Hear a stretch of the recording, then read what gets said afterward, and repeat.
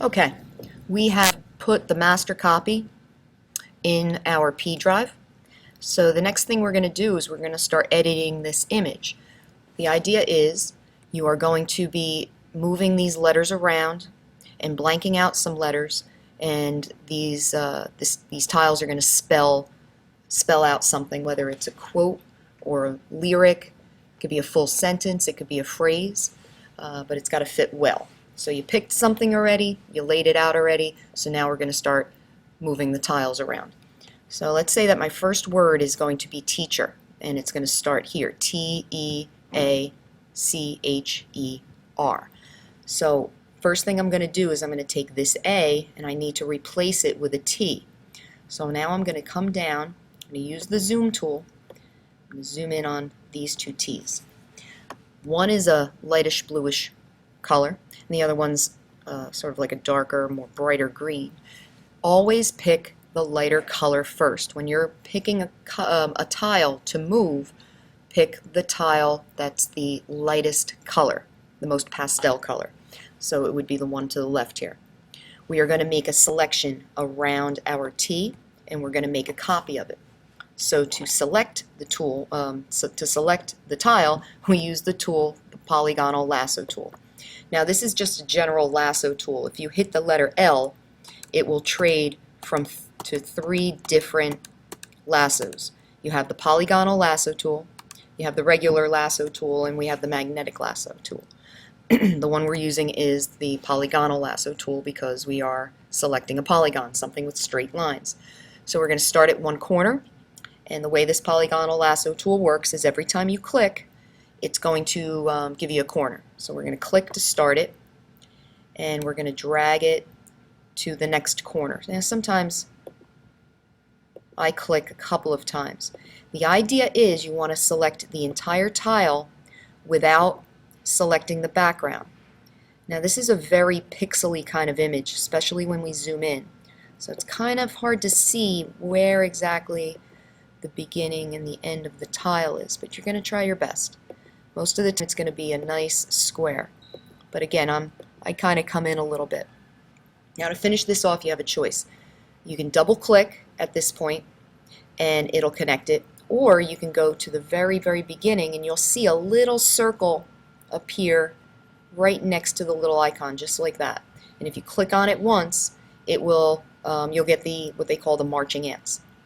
I'm going to do it this way. I'm going to double click, and then these are the marching ants around it. This is your selection.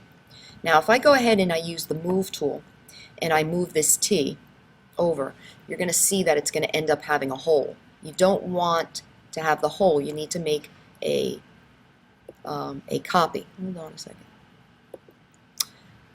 You want to make a copy of that. I'm going to undo, move it back. I'm going to right click.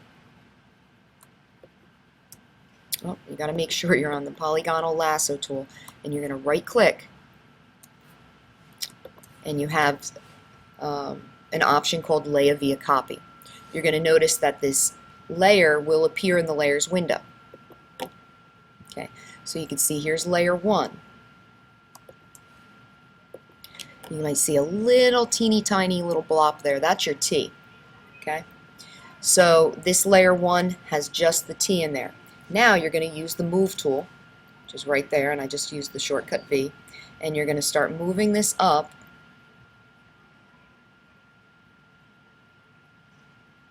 onto that A.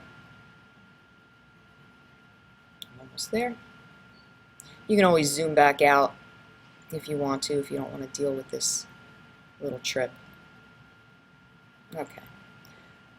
So there's the T. I'm going to rotate it a little bit. This is similar to how we did with the cropping tool when we were rotating our selection. You go to one of the corners, you get that double curved arrow, and you can see it gets very, very pixely, quite a bit distorted. But once you commit to it, it'll smooth it out. Move it on top. I'm going to rotate it just a little bit clockwise. Just one little bit. So once you get it laid out where you want it to be, not only are we going to place it here, we also need to change the color. So I'm going to zoom slightly out. I don't want it to be too far away, but I want to use the tile as a reference point to get it the right color, so I'm going to have them slightly on top of one another. So now what I'm going to do is I'm going to go to the hue saturation. It's enhance, adjust color, adjust hue saturation. You see the shortcut is Command U,